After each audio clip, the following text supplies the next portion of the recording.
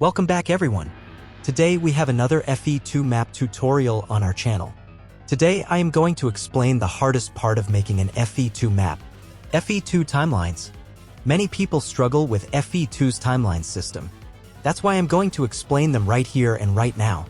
Let's stop talking and get right into the video. Right here is the timelines folder. You can customize all timelines here. Timelines are made with XFrames.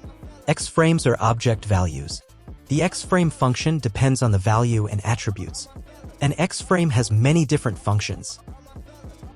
If you go into the XFrames attributes, you will see XFrame_ function.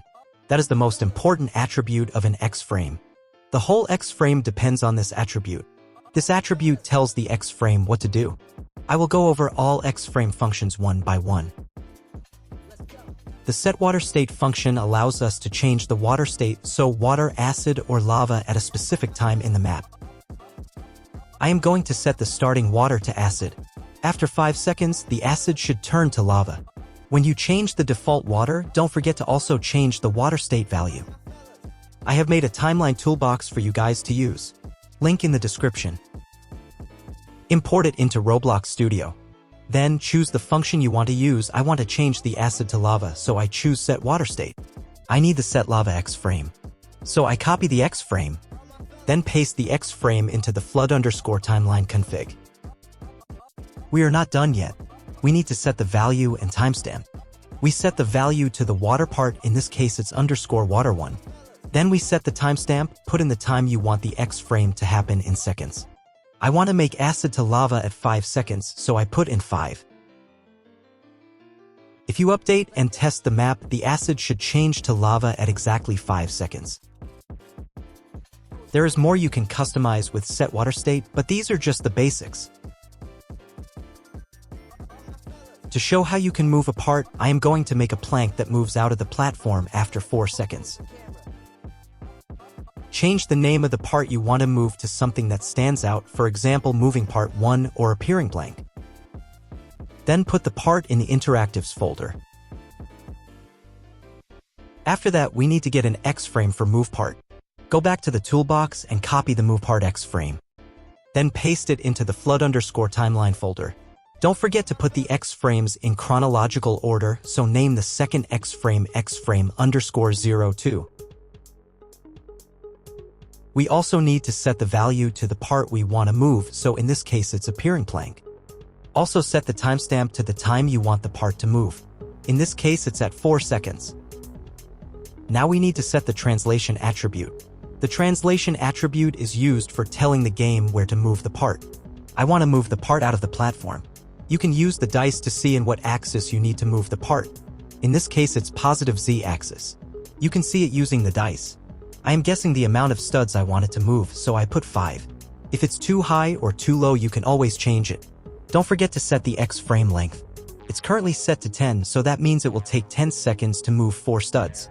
I want to move 4 studs in 1 second. So I set it to 1. When testing, I found out that 5 studs is too low, so I set it to 10 studs now.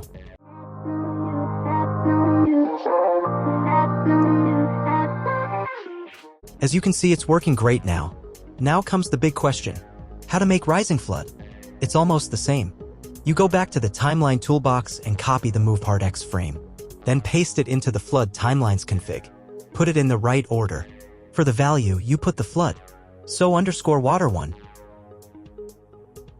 Then you decide how many studs you want the flood to rise. We need to put it in the y-axis because it needs to go up. I chose 50 studs. I don't know if it's possible yet, but I will test that after. Also set the timestamp. You know what the timestamp means by now. After testing, I found out that the flood needs to go higher. So I put in 100 and also changed the length a bit. Keep changing and testing until you get exactly what you want.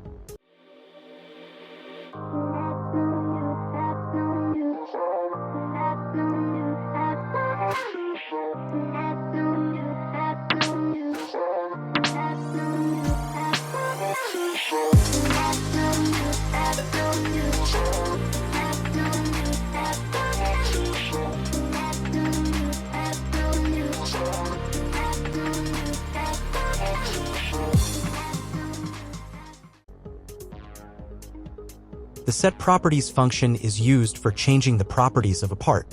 For example, the color, transparency, material. Go to the Timeline Toolbox, copy the SetProperties XFrame and paste it into Flood Timeline.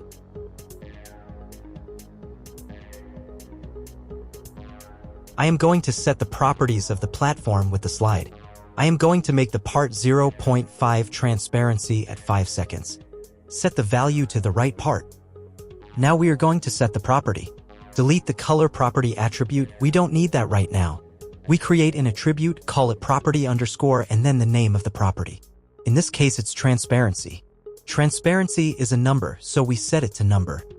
Then we set the attribute to 0.5. Then also change the timestamp.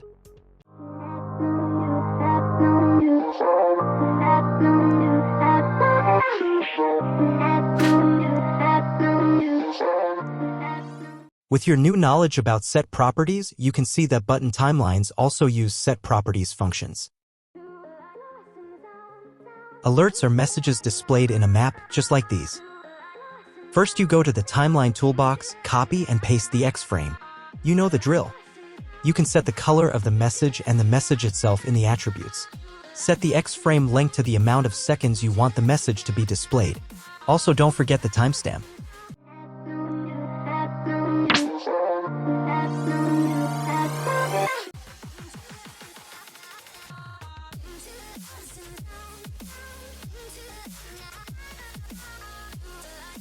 When you got the sound XFrame, you can customize the sound in the attributes. You can keep the value empty, but if you want the sound coming from a specific part, you can put the value to that part. Put the sound ID into the sound ID attribute. Don't forget the timestamp, of course.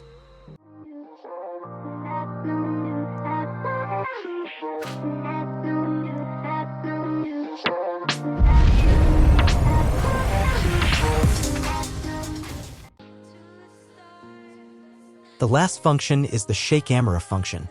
I am going to shake the camera when the explosion sound is playing and when the flood starts. The intensity is the amount of studs the camera will move from the original position.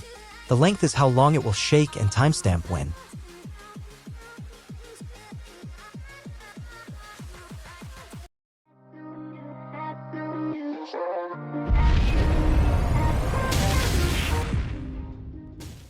That is all timelines for now. Keep in mind you can also use timelines when activating buttons. Just put them into these button underscore timeline configs. When you create a new button underscore timeline config for a specific button, don't forget to set trigger underscore button to the right button. I have built some extra gameplay, and this is the final result.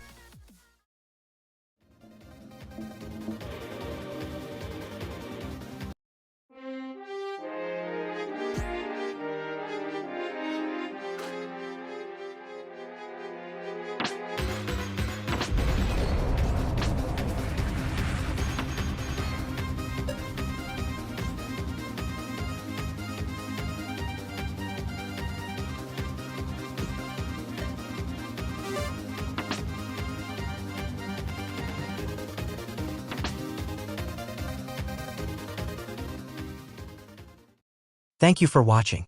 I hope this helped you with making timelines.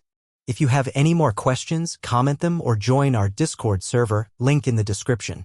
It would really help us if you would like and subscribe to our channel. Anyways, I hope to see you soon. Bye.